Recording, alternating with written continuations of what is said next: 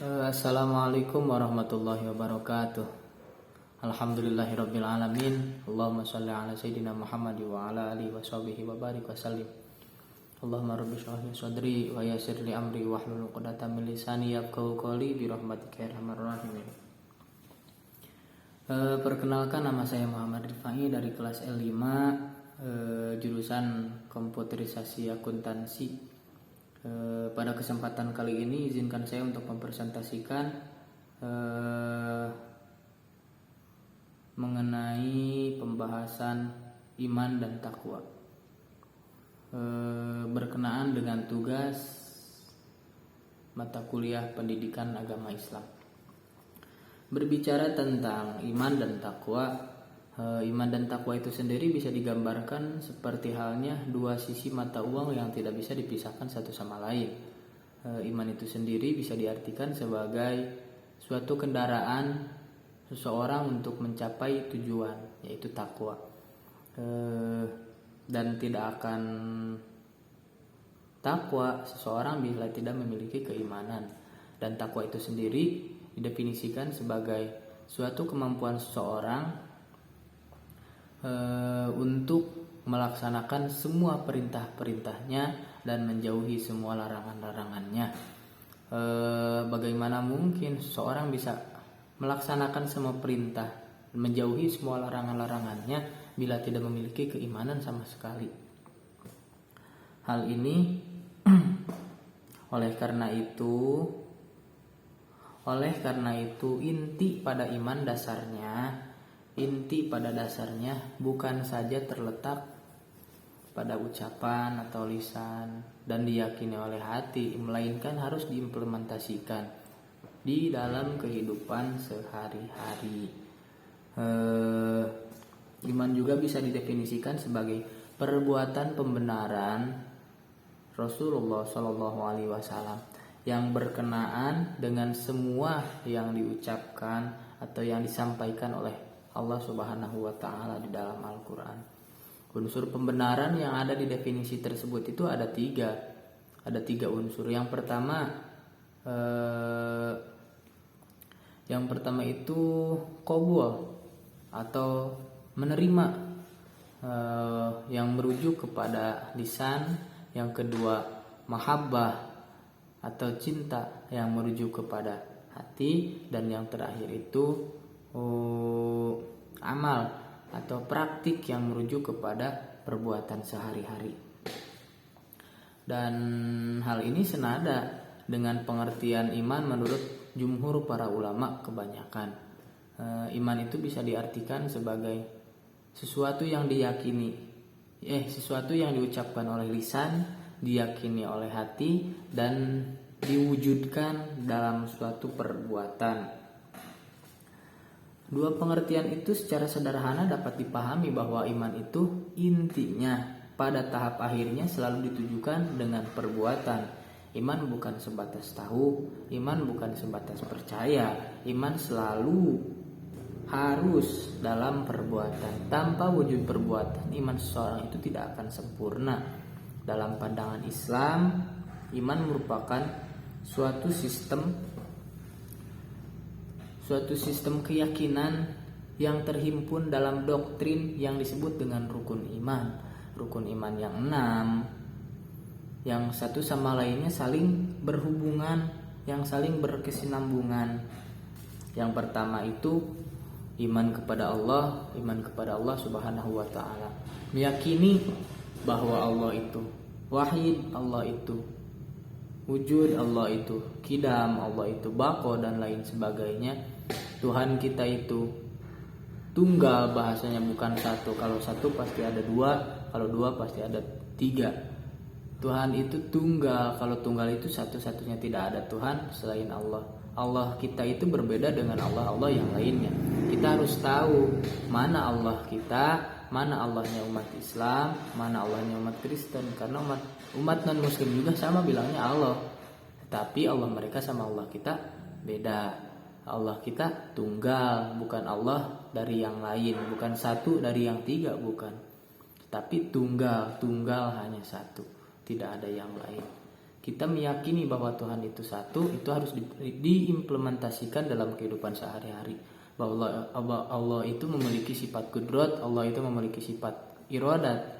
Semua takdir yang ada, semua takdir yang diberikan Allah kepada kita, oleh Allah kepada kita itu harus diyakini, harus mengimani. Bila kita tidak mengimani takdir dan iradat Allah, ya berarti otomatis kita belum iman terhadap Allah Subhanahu wa taala. Yang kedua, iman terhadap malaikat-malaikat Allah. Kenapa malaikat-malaikat? Emang malaikat banyak? Ya banyak. Ya, itu yang 10, yaitu mah pokoknya malaikat, ketua-ketuanya malaikat yang 10 mah itu pun wajib diketahui. Wajib diketahui. Patokan wajib itu, pengertian wajib itu diberi imbalan atau diganjar bila dilakukan, disiksa bila ditinggalkan. Itu hukumnya wajib secara hukum seperti itu. Berarti harus hafal ya, mau tidak mau harus dihafalkan karena hukumnya wajib. Wajib bagi kita umat muslim mengetahui jumlah malaikat yang 10. Yang wajib diketahui itu cuman 10. Sedikit kok sebetulnya, cuman kitanya aja yang malas untuk hafalin. Jumlah malaikat itu banyak, tidak ada yang tahu. Tidak ada yang tahu melainkan hanya Allah Subhanahu wa taala. Karena apa? Karena setiap contoh saja ketika kita wudhu, tiap kecelakaan air wudhu itu dijadikan malaikat. Untuk apa tugasnya? Untuk meminta istighfar, untuk meminta maaf bagi siapa? Bagi orang yang berwudhu tersebut. Dari kapan? Dari awal diciptakan sampai nanti yaumul kiamah. Makanya wudhu, setelah wudhu sholat, jangan lupa. Iman yang ketiga itu iman terhadap Rasul-Rasul Allah, atau ada yang menyebutkan kitab-kitab Allah juga. Iman yang ketiga, kita ke kitab-kitab dulu dah. Rukun iman yang ketiga itu iman kepada kitab-kitab Allah. Kitab-kitab Allah itu jumlahnya ada sekitar 104 kitab. Tapi yang 100 disebut suhuf atau lembaran-lembaran. Itu pun dibagi-bagi lagi. Yang 4 kitab, dan itu yang wajib diketahui oleh kita. Yang pertama kitab Taurat diturunkan kepada Nabi Musa alaihi salam. Kitab Zabur diturunkan kepada Nabi Dawud alaihi salam. Kitab Injil diturunkan kepada Nabi Isa alaihi salam. Dan yang terakhir kitab Al-Quranul Karim diturunkan kepada Nabi Muhammad sallallahu alaihi wasallam sebagai penyempurna kitab-kitab sebelumnya. Dan itu hanya kitab Al-Quran yang patut kita jadikan imam, yang patut kita jadikan pedoman untuk kehidupan sehari-hari kita. Bila ada permasalahan, marilah kita tanya kepada Al-Quran. Dan tidak ada yang mengetahui isi Al-Quran, pemahaman Al-Quran melainkan Nabi Muhammad. Tidak ada yang mengerti Nabi Muhammad kecuali sahabat. Tidak ada yang mengerti sahabat kecuali tabi'in, itba'i tabi'in. Dan tidak ada yang mengerti Al-Quran kecuali para ulama salaf. Yang selanjutnya iman kepada para rasul. Iman kepada rasul-rasul Allah. Rasul-rasul Allah itu ada banyak. Jumlahnya sekitar, ada yang menyebutkan 313, ada yang menyebutkan 314. Beda halnya Rasul dengan Nabi. Nabi itu seorang yang dikasih wahyu atau diberi wahyu oleh Allah Subhanahu wa taala, tetapi tidak diwajibkan atau tidak dianjurkan untuk menyebarluaskan, hanya untuk dirinya sendiri mungkin. Tapi kalau Rasul, seorang yang diberikan wahyu oleh Allah Subhanahu wa taala dan diperintahkan untuk menyebarluaskan kepada umat-umatnya. Makanya jumlah rasul itu lebih sedikit dibanding dengan nabi. Jumlah rasul itu 314 atau 313, sedangkan jumlah nabi itu 124.000. Bandingannya jauh sekali. Perbedaan nabi dengan rasul itu gampang. Tidak setiap nabi itu rasul. Tidak setiap nabi itu rasul, tapi setiap rasul pasti nabi. Karena nabi dulu baru diangkat derajatnya menjadi rasul. Karena tidak semua nabi itu rasul. Ada juga yang nabi cuma nabi saja gitu ya. Tapi banyak juga yang nabi jadi rasul. Seperti halnya nabi kita, nabi besar kita Muhammad SAW itu nabi. berikut Rasul. Dan pimpinan Rasul, pimpinan Nabi itu ya Nabi Muhammad SAW. Mudah-mudahan kita semuanya mendapatkan syafaatul uzma di yaumil qiyamah nanti. Rukun iman yang selanjutnya yang nomor kelima yaitu iman kepada hari akhir, iman kepada hari kiamat. Tentunya kita imani bahwa kiamat akan datang, wallahu alam kapan terjadinya. Yang jelas tanda-tandanya sudah dikasih tahu, sudah diberitahu oleh guru-guru kita sebelumnya. Sudah diterangkan bahwasannya kiamat itu akan terjadi di hari Jumat, wallahu alam Jumatnya Jumat mana, atau Jumat besok, atau Jumat minggu depannya lagi. Tetapi yang jelas tanda-tandanya sudah muncul, sudah sangat terang gitu ya. Banyak yang sudah terjadi sampai sekarang. Kita berdoa mudah-mudahan kita husnul khotimah. Karena yaumul qiyamah itu kata para ulama mah sangat dahsyat gitu kejadiannya ya. Mudah-mudahan kita nggak sampai ngalamin hal seperti itu karena takut nggak selamat. Karena iman kita tipis kayak kulit bawang.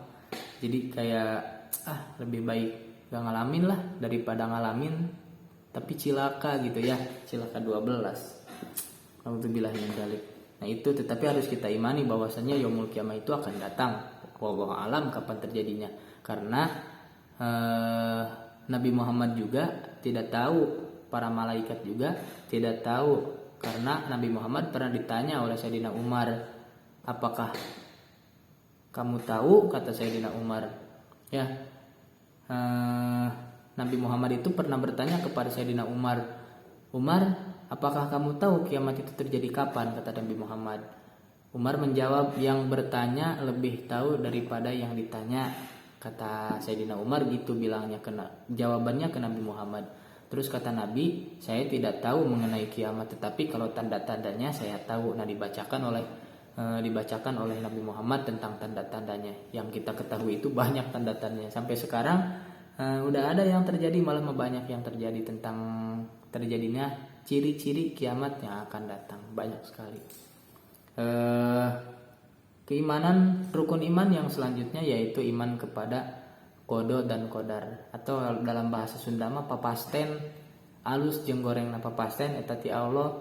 Bagus jeleknya takdir, baik buruknya takdir itu semuanya dari Allah Subhanahu wa taala. Itu hakikat. Tapi secara bahasa kesopanan, bahasa lisan, bahasa lidah, setiap takdir yang jelek, setiap takdir yang buruk itu hendaknya tibakan ke diri sendiri. Akibatnya tibakan ke diri sendiri. Bukan seperti ini, ketika kita mendapatkan musibah, musibah mah dari Allah ini, kenapa harus risau, kenapa harus galau? Toh semua takdir itu diatur oleh Allah. Iya betul, emang takdir itu diatur oleh Allah. Musibah mara bahaya itu di tangan Allah Subhanahu wa taala, tapi itu hukumnya tidak sopan. Hendaknya kalau ada kejadian kayak musibah, bencana kayak gitu, syariatnya tibakan ke diri. Oh, berarti ada yang salah di diri kita. Oh, berarti ada yang salah dengan kepemimpinan ini. Sampai-sampai kejadian ini terjadi gitu. Tapi kalau ada memang takdir yang baik, pencapaian yang baik, nah itu tibakan ke Allah Subhanahu wa taala dengan cara bersyukur, dengan memuji Allah Subhanahu wa taala. Nah itu iman, rukun iman yang 6 itu bersifat usuluddin atau pokok iman. Itu cuma ada 6 yang itu, dan sifatnya usuluddin. Dan dari pokok itulah akan tumbuh cabang-cabang iman yang merupakan nilai-nilai atau perilaku-perilaku yang harus dijadikan pedoman bagi seluruh muslimin. Berkenaan dengan cabang iman, Al-Quran tidak menangkalnya. Al-Quran tidak menerangkannya secara mendetail gitu ya. Namun dapat ditemukan dalam hadis Rasulullah SAW telah menceritakan bahwasannya riwayat Imam Muslim, cabang iman itu ada sekitar 70 atau 60 lebih gitu. Cabang iman yang paling atas itu mengucapkan la ilaha illallah, tiada Tuhan selain Allah. Yang paling rendah itu menyingkirkan sesuatu yang menghalangi jalan, dan dan malu itu sebagian dari iman. Mengucapkan la ilaha illallah itu bukan hanya di mulut, tetapi harus tembus ke dalam hati. Mengucapkan 2 kalimat syahadat itu bukan hanya di mulut, tetapi harus tembus ke dalam hati. Karena ketika kita meninggal, ditanya di akhirat, ditanya di alam kubur, yang ditanya itu bukan syahadat syar'an, bukan syahadat yang hanya ucapan saja, tetapi yang ditanyakan syahadat munjin, syahadat yang tembus ke dalam hati. Tembus ke dalam hati yang dilakukan oleh badan kita, yang diimplementasikan dalam kehidupan sehari-hari itu. Karena kalau cuman syahadat syar'an itu hanya menyelamatkan kita di dunia, cuman sah disebut Islamnya, sah pepotongan bahasa Indonesia tuh, penyembelihannya, sah mendapat waris, sah nikah sama orang muslim, cuman itu doang. Tapi kalau meninggal dikarenakan cuman syahadat syar'an, otomatis dia meninggal tidak membawa iman Islam, karena syahadatnya tidak sampai ke dalam hati. Tetapi yang bisa membaca hati cuman Allah Subhanahu wa taala sama dirinya gitu. Orang lain tidak bisa membaca hati. Makanya syahadatnya tembusin ke dalam hati, bukan hanya di mulut lewat ketenggorokan sedikit, enggak, harus tembus ke dalam hati, karena itu yang akan diterima oleh Allah Subhanahu wa taala jadi saksi nanti di akhirat. Cabang iman yang paling rendah itu menyingkirkan sesuatu yang ada di jalan, contoh seperti halnya pokoknya sesuatu yang bisa membahayakan orang lain, yang bisa membahayakan pejalan kaki, pengendara motor, mobil, dan lain sebagainya. Ketika kita menyingkirkan sesuatu yang mengganggu itu, ya itu sesuatu yang ada di cabang iman gitu. Kalau tidak menyingkirkan berarti kadar iman kita lemah, kadar iman kita tipis, kadar keimanan kita rendah gitu ya. Makanya ketika ada sesuatu yang menghalangi jalan, hendaklah dibuang atau disingkirkan atau dipicen gitu lah. Komo aya cucuk di jalan, atau nepi aya paku, geus pukul ningali paku efek diantepkeun, hayang ningali batur teh cilaka we, komo eta mah dolim ya. Cabang iman yang selanjutnya itu malu. Malu itu sebagian dari iman, tapi kadangkala orang sering salah menempatkan malu.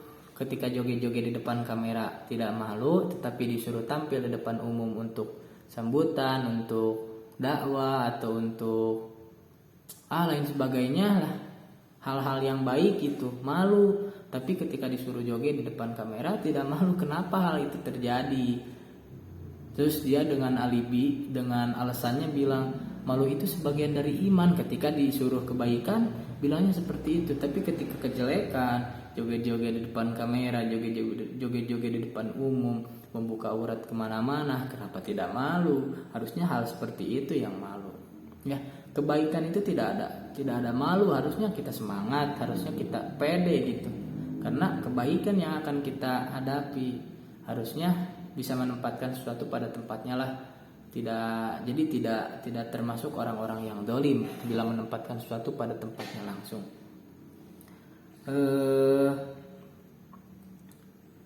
Itulah cabang-cabang iman. Tetapi cabang iman yang 70 atau yang 60 itu tidak kuat, kata sebagian para ulama. Berkenaan dengan cabang iman, para ulama tidak ada yang sepakat penyebutannya dalam satu macam. Dalam pandangan Al-Asqalani dalam Fathul Bari, yang paling mendekati kebenaran adalah jumhurnya atau pendapatnya Imam Ibnu Hibban. Menurut Imam Ibnu Hibban, sebagaimana yang dikutip tim dosen PAI UPI ya, tentang materi pendidikan agama Islam, iman itu memiliki 79 cabang iman. Hal ini didasarkan pada ungkapan Ibnu Hibban yang mengatakan, aku menghitung-hitung tiap taat atau ibadah yang dihitung Allah dalam Al-Quran dan ditulis dalam sunnah Nabi Muhammad SAW. Ternyata ada 79, tidak lebih dan tidak kurang. Maka aku tahu bahwa sejumlah itulah yang dimaksud. ke-79 cabang tersebut merupakan syariat Islam yang harus ditempuh dan terimplementasikan dalam kehidupan sehari-hari muslim. Nah, cabang iman itu ya harus diketahui oleh kita, harus dipraktikkan di dalam kehidupan sehari-hari, minimal kita tahu bahwa takdir baik dan takdir buruk itu dari Allah Subhanahu wa taala. Kita harus yakin bahwa takdir itu tidak ada yang hanya buruk saja gitu ya.